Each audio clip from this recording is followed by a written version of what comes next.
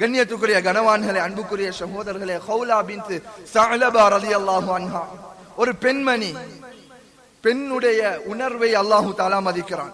ஹவுலா பின்த் ஸஅலபா ரலியல்லாஹு அன்ஹா இவர்கள் திருமணம் முடித்திருந்தார்கள்.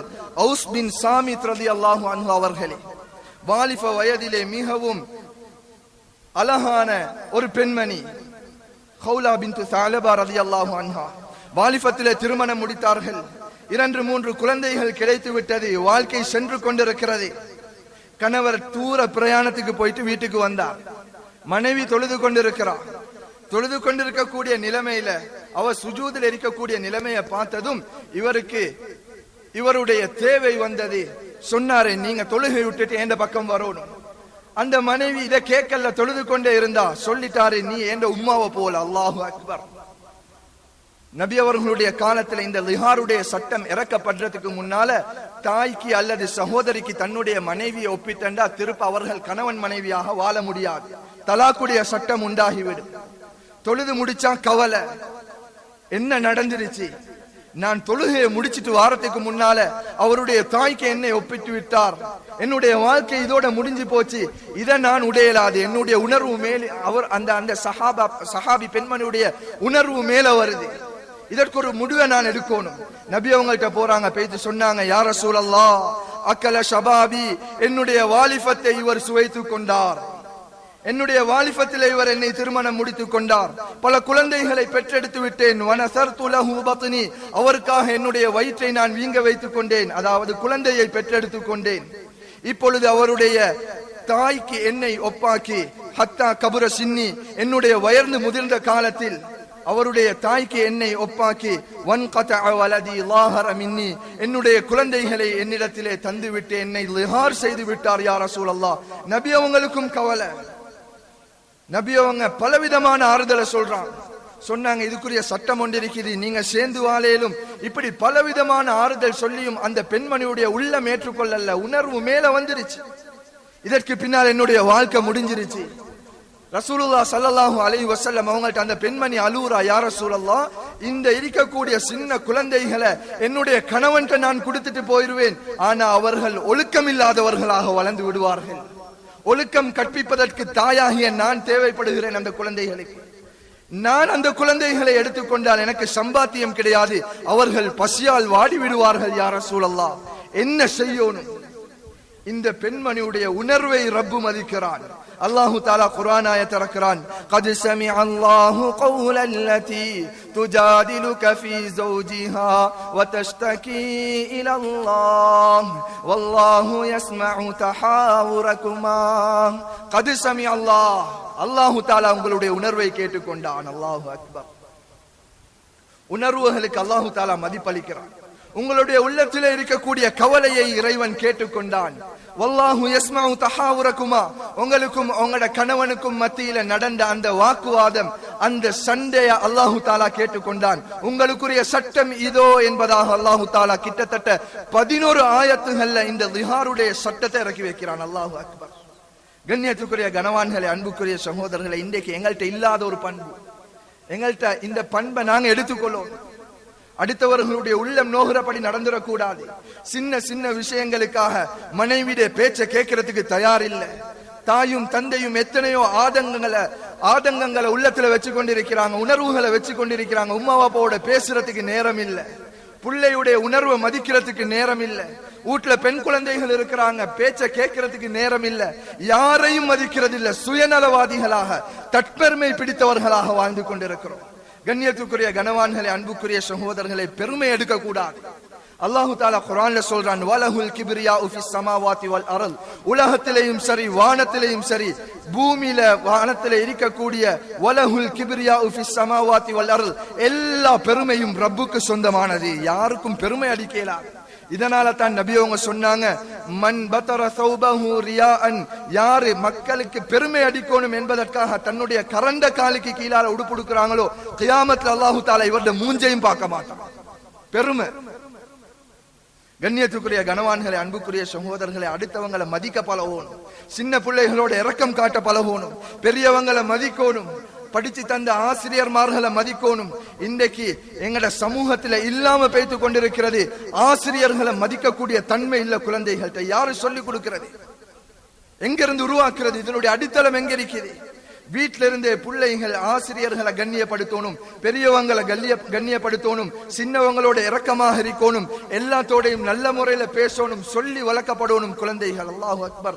இன்றைக்கு அந்த அந்த அந்த நிலைமை கைமீறி பேய்த்து கொண்டிருக்கிறது. ஆசிரியர்கள் ஒரு அறிவுரையை சொல்லிட்டா கென்சியாக சேர்ந்து ஆசிரியர்களுக்கு அடிக்க ஆரம்பிக்கிறாங்க மாணவர்கள். எத்தனையோ சம்பவங்களை கேட்டிருக்கிறோம், பார்த்திருக்கிறோம். கண்ணியத்துக்குரிய கனவான்களே, அன்புக்குரிய சகோதரர்களே, உணர்வுகள் மதிக்கப்படணும். நபி ஸல்லல்லாஹு அலைஹி வஸல்லம் அவங்க மதிச்சாங்க. முஃமின்களுடைய உணர்வுகள் பொறுமதியானது என்பதை நபி அவங்க விளங்கப்படுத்தினாங்க. ரசூலுல்லாஹ் ஸல்லல்லாஹு அலைஹி வஸல்லம் அவங்கள்ட்ட சஹாபாக்கள் கஷ்டப்பட்டு அவர்களுடைய உள்ளத்தில் இருக்கக்கூடிய வேதனைகளை கொண்டு வந்து கொட்டுறாங்க. யா ரசூலல்லாஹ், இவ்வளோ கஷ்டப்பட்டுட்டோம் யா ரசூலல்லாஹ், மத்தா நஸ்ருல்லாஹ், அல்லாஹ்வுடைய உதவி எப்ப வரும் யா ரசூலல்லாஹ்? அல்லாஹு தாலா விளங்கப்படுத்துறான், நபியே சொல்லுங்க, அவர்களுடைய உணர்வுகளுக்கு மதிப்பளிச்சு நீங்க சொல்லுங்க, அலா இன்ன நஸ்ரல்லாஹி கரீப், அல்லாஹு தாலாட உதவி கிட்ட இருக்குது, நீங்க யாரும் கவலைப்படவான. உங்களுடைய கவலைகளை ஏற்றுக்கொள்றதுக்கு அல்லாஹு தாலா இருக்கிறான். உங்களுக்கு பசியால கவலை அல்லாஹு தாலா சொல்றான், ஃபைதா மரில்து ஃபஹுவ யஷ்ஃபீன் வல்லதி யுமீதுனி வஹுவ யுஹீன். உங்களுக்கு சாப்பாடு தாரது ரப்பு, உங்களுக்கு நோய் வந்தா உங்களோட நோயை லேசாக்குறது ரப்பு. நீங்க கவலைப்படவானம். உங்களோட கவலைகளை ரப்போட நீங்க முனாஜா செய்யுங்க. இன்றைக்கு கவலைகளை மக்கள்கிட்ட சொல்லி கொண்டிருக்கிறோம், ரப்புட்ட சொல்றதுக்கு தயாரில்லை. யாரு பணம் படைச்சிருக்கிறாங்களோ, யார்கிட்ட போனா சாதிச்சு கொள்ளையிலுமோ, எங்கட உணர்வுகளை அவங்கள்ட்ட பேத்து கொட்டி கொண்டிருக்கிறோம். அவர்கள் உணர்வுகளுக்கு மதிப்பளித்தால் சந்தோஷம், மதிப்பளிக்கல் என்று சொன்னா மீண்டும் கவலையிலே இருக்கிறோம். அல்லாட்ட முறையிடணும் எங்கட உணர்வுகளை. அல்லாஹு தாலா உணர்வுகளை மதிக்கக்கூடியவன். நபி அவங்க மதிச்சு காட்டினான். அது மனிதனாக இருந்தாலும் சரி, யாராக இருந்தாலும் சரி. ஜாபிர் இப்னு அப்துல்லா ரலியல்லாஹு அன்ஹு பாப்பா மௌத்தாயிட்டார். அப்துல்லா இப்னு ஹராம் ரலியல்லாஹு அன்ஹு மௌத்தா போயிட்டான். ஜாபிர் ரலியல்லாஹு அன்ஹு அவர்களுடைய முகத்தில் ஒரு கவலை விளங்குது. நாங்களும் பார்க்கணும், எங்களோட நண்பர்களாக இருக்கிறாங்க, எங்களோட சமூகத்தில் இருக்கிறாங்க. ஏதாவது ஒன்று நடந்துட்டு அவருடைய மூஞ்ச பார்த்தா, முகத்தை பார்த்தா விளங்கும் என்ன சரி ஒரு பிரச்சனையோட இருக்கிறார். பார்த்துட்டு சும்மா போறதில்லை. நபி அவங்க சொல்லி காட்டினாங்க, உங்களுடைய நண்பன் உங்களுக்கு தெரிஞ்சவர் யாராவது ஒருத்தருடைய முகம் கொஞ்சம் மாறி இருக்குதா, நீங்க பேசி பேசுங்க, ஆறுதல் சொல்லுங்க. ஜாபிர் ரலியல்லாஹு அன்ஹு கவலையோடு இருக்கிறாங்க. கேட்டாங்க நபி ஸல்லல்லாஹு அலைஹி வஸல்லம் பேத்தி, என்ன ஜாபிர், என்ன விஷயம் கவலையோடு இருக்கிறீங்க? யா ரசூலல்லாஹ், வாப்பா மௌத்தாவிட்டாரு, 7 பொம்பளை பிள்ளைகள், மிகப்பெரிய கடன் சுமை இருக்குது, என்ன செய்யறன்னு விளங்குது இல்ல.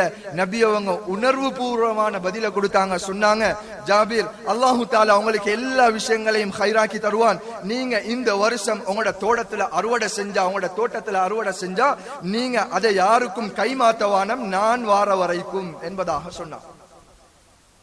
அதோட சொன்னாங்க, உங்களோட அந்த உள்ளத்தில் இருக்கக்கூடிய கவலையை இல்லாமல் ஆக்கிறதுக்கு ஆறுதல் வார்த்தை பேசினாங்க. சொன்னாங்க, உங்களோட வாப்பாவோட அல்லாஹு தாலா எப்படி நடந்து கொண்டான் தெரியுமா? எந்த மனிதனோடையும் அல்லாஹு தாலா திரை இல்லாம பேச மாட்டான். ஆனா ஜாபிர், உங்களோட வாப்பாவோட ரலியல்லாஹு அன்ஹு, உங்களோட வாப்பாவோட அல்லாஹு தாலா எந்த வித திரையும் இல்லாம பேசினான். கேட்டான் ஜாபிர் ரலியல்லாஹு வாப்பாவை பார்த்து அல்லாஹு தாலா கேட்டதாக நபி அவங்க சொன்னாங்க, அப்துல்லா, உங்களுக்கு என்ன வேணும் என்பதாக அல்லாஹு தாலா கேட்டான். அந்த சஹாபி அப்துல்லா சொன்னாரு, யா அல்லாஹ், எனக்கு மீண்டும் உலகத்துக்கு நான் அனுப்பப்பட்டு உன்னுடைய பாதையில் மீண்டும் ஷஹீதாக்கப்பட்டு மீண்டும் உன்னை சந்திக்க வேண்டும் என்பதாக சொன்னார். அல்லாஹு தாலா சொன்னான், இது என்னுடைய சுன்னத்துக்கு அப்பாற்பட்டது அப்படின்னு சொல்லி அல்லாஹு தாலா உங்களுடைய தந்தையை சுவனத்தில் வைத்திருக்கிறான் என்பதாக நபி அவங்க ஆறுதல் சொன்னார். ஜாபிர் ரலியல்லாஹு அன்ஹு அவங்க சந்தோஷப்படுறாங்க. கண்ணியத்துக்குரிய கனவான்களே, அன்புக்குரிய சகோதரர்களே, எங்களுக்கு அநியாயம் செஞ்சவராக இருந்தாலும் சரி, எங்களுக்கு விருப்பம் இல்லாதவராக இருந்தாலும் சரி, அந்நியவனாக இருந்தாலும் சரி, அவர்களுடைய உணர்வு பொறுமதியானது என்பதை விளங்கும். நபி ஸல்லல்லாஹு அலைஹி வஸல்லம் அவங்களுடைய அன்பு மனைவி ஆயிஷா ரலியல்லாஹு அன்ஹா, எங்கள் அனைவருடவும் தாய், முழு முஸ்லிம் உம்மத்துடையவும் தாயாக இருக்கக்கூடிய ஆயிஷா ரலியல்லாஹு அன்ஹா அவர்களை இட்டு கட்டினார்கள். ஜானியா என்பதாக சொன்னார்கள். நஊது பில்லாஹ், விபச்சார் என்பதாக இட்டு கட்டப்பட்டது. நபி அவங்களுக்கு கவலை, வஹ்யரங்கவும் இல்ல. 1 மாசத்துக்கு மேல குடும்பத்துக்கு மிகப்பெரிய பிரச்சனை வந்துச்சு. அபூபக்கர் ரலியல்லாஹு அன்ஹு அவங்களாலும் ஒன்றும் செய்ய முடியல. ஆயிஷா ரலியல்லாஹு உம்மாவும் வாய் மூடி இருக்கிறாங்க. சஹாபாக்களுக்கு இருக்கக்கூடிய மிகப்பெரிய சஹாபாக்கள் மௌனமாக இருக்கிறாங்க. சில சஹாபாக்கள் தவறாக பேச ஆரம்பிச்சுட்டாங்க. இப்படி பலவிதமான குழப்பம் நடந்துச்சு. இதற்குரிய அடித்தளம் யாரு தெரியுமா? அப்துல்லாஹ் இப்னு உபை இப்னு சலூல் என்று சொல்லக்கூடிய ஒரு முனாஃபிக். இவருடைய மகன் அப்துல்லா, இவர் முஸ்லிமாக இருந்தாரு. தண்ட வாப்பா மிகப்பெரிய முனாஃபிக்னு தெரிஞ்சிருந்தும் நபி ஸல்லல்லாஹு அலைஹி வஸல்லம் அவங்கள்ட்ட வந்து கேட்டார், யா ரசூலல்லாஹ், ஏண்ட வாப்பா மரண தருவாயில இருக்கிறாரு, உங்களுடைய மேலாடைய தாங்க அவரை கஃன் செய்யணும். அல்லாஹு அக்பர். குடும்பத்துக்கு மிகப்பெரிய பிரச்சனையை உண்டாக்கின மனிதர் அப்துல்லாஹ் இப்னு உபை இப்னு சலூல். நபி அவங்க ஒன்றும் பேசல, அந்த சஹாபியுடைய உணர்வை மதிக்கிறான். தன்னுடைய மேலாடைய கலட்டி கொடுத்தாங்க. சொன்னாரு, ஏண்ட வாப்பா மௌத்தாவினா நபி ஸல்லல்லாஹு அலைஹி வஸல்லம் அவங்களை பார்த்து சொன்னாரு, நீங்க தான் வரணும் தொழுவிக்கிறதுக்கு. மௌத்தா போனதுக்கு பின்னால நபி ஸல்லல்லாஹு அலைஹி வஸல்லம் அவங்க ஜனாசா தொழுவிக்கிறதுக்கு போறாங்க.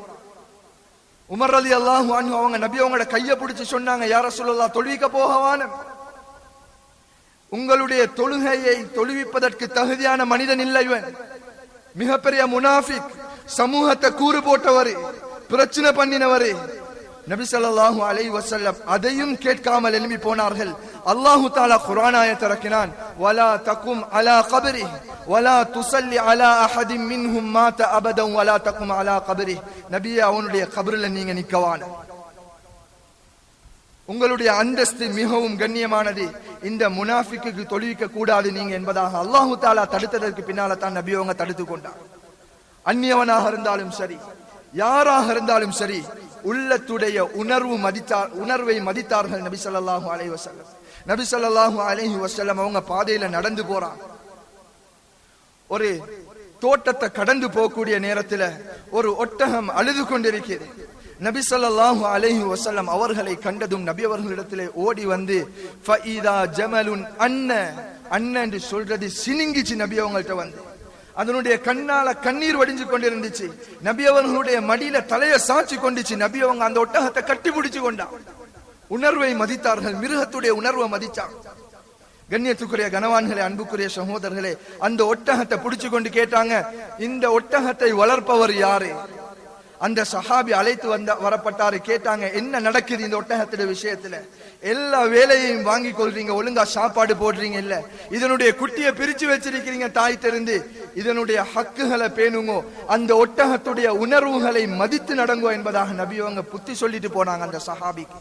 கண்ணியத்துக்குரிய கனவான்களே, அன்புக்குரிய சகோதரர்களே, நாங்க எப்படி உணர்வுகளுக்கு மதிப்பளிக்கிறோமோ இதை கண்டு அல்லாஹு தஆலா ஆறுதல் பெறுவதற்காக எங்களிடத்திலே சில மனிதர்களை அனுப்பி வைப்பான்.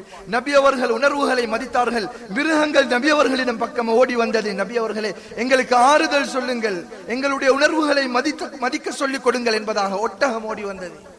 நபி ஸல்லல்லாஹு அலைஹி வஸல்லம் அவர்கள் பிம்பர் கட்டப்படுவதற்கு முன்னால் மஸ்ஜிது நபவியிலே ஒரு ஈச்சம்பழ மரக்கட்டையில் ஏறி ஹுத்பா செய்வார்கள்.